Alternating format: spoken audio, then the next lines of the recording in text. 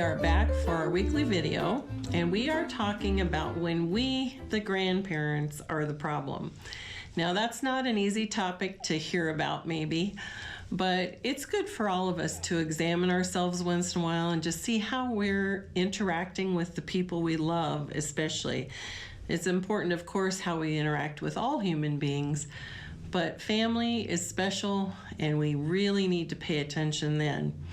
So last week I talked a little bit how I thought that a lot of the root of problems when we as grandparents become a problem in a family, a lot of it I think boils down to control issues.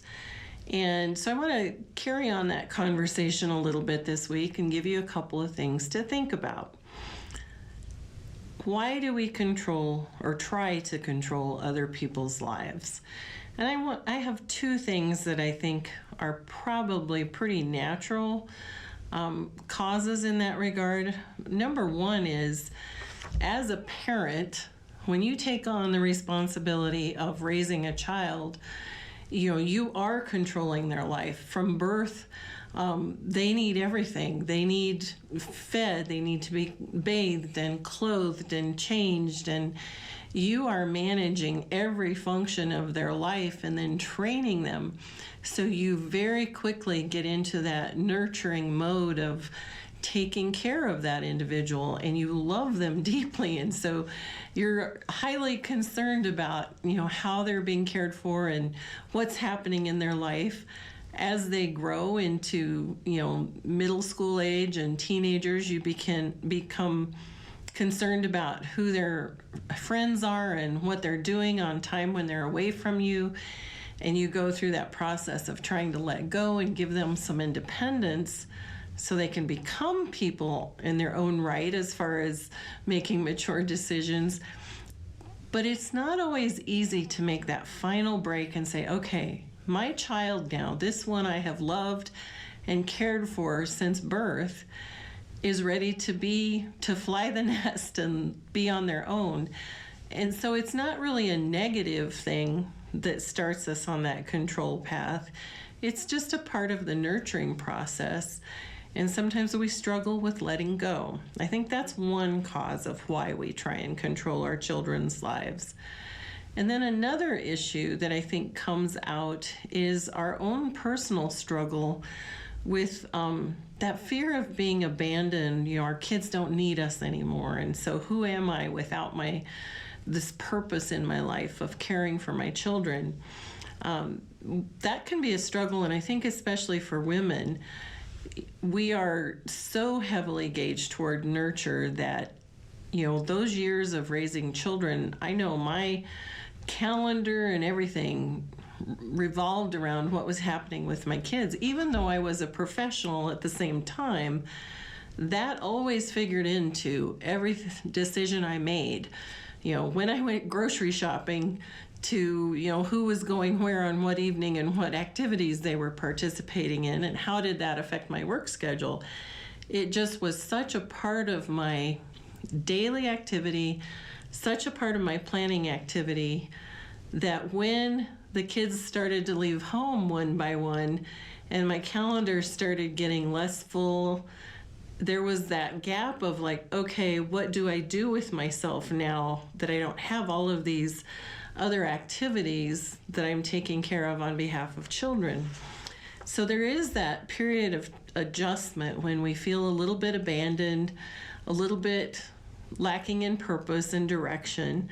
And I think that makes it easy to slip into the negative side of controlling and trying to intervene and interfere in our adult children's lives.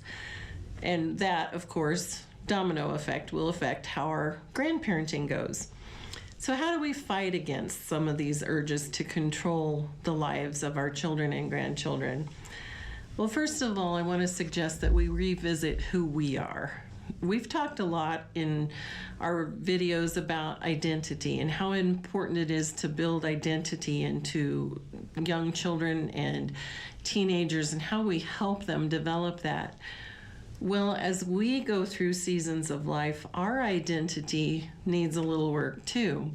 If we're struggling with that situation where kids are leaving home and our purpose is a little less defined than it was when we're in the throes of busy family lives, we can take that as an opportunity instead of looking at it as a negative. We can back up and say, okay, I'm back to being, the pre-child me to some extent. What are the things that I really love doing?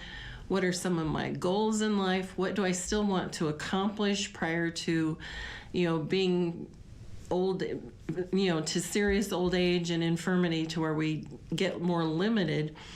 So just a time to revisit who we are and rediscover our identity, rediscover our marital relationship without children in the home. A lot of couples struggle with that too. It's like, we don't really know each other outside of the bounds of raising children.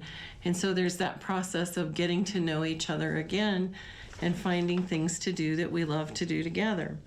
So that's my first piece of advice as to how to fight controlling other people's lives, is revisit who we are ourselves. Find some new goals, some new desires, and start having some adventures. My goodness, I've seen couples who were in such a rut that they were practically not even interacting with one another.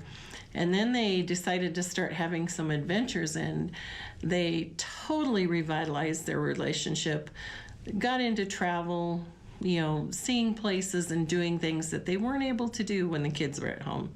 So think about that and how it relates to your life.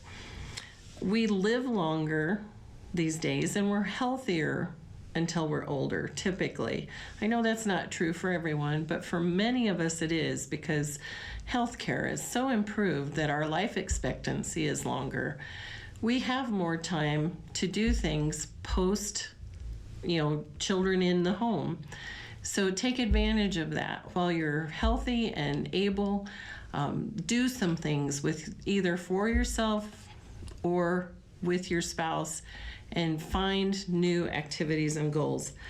And then this last thing I want to mention is make it a point to purposely rejoice in what your adult children are doing. Now, I know, again, some families, it's hard to do that because you've got adult children that are, fighting addictions or other issues, and that is struggle. It's a struggle and it's hurtful. But if your adult children are in the normal process of just learning to be independent, raising young families, having the financial struggles that most of us had when we were young couples, if you're watching that process, make time to purposely rejoice in their successes. Because as you focus on what they're doing right, the things that you maybe don't agree with or that you want to jump in and control, those fade away when you start looking at them and saying, wow, I helped make this person an adult who is responsible and is doing well. And I am rejoicing in that. I want them to succeed. I want them to have things better than I did as far as what they accomplish or what they achieve in their lives. So make it a point to do that, because if you're spending time on those positive thoughts about what your kids are doing, you're not going to be as likely to try and intervene and control where you shouldn't.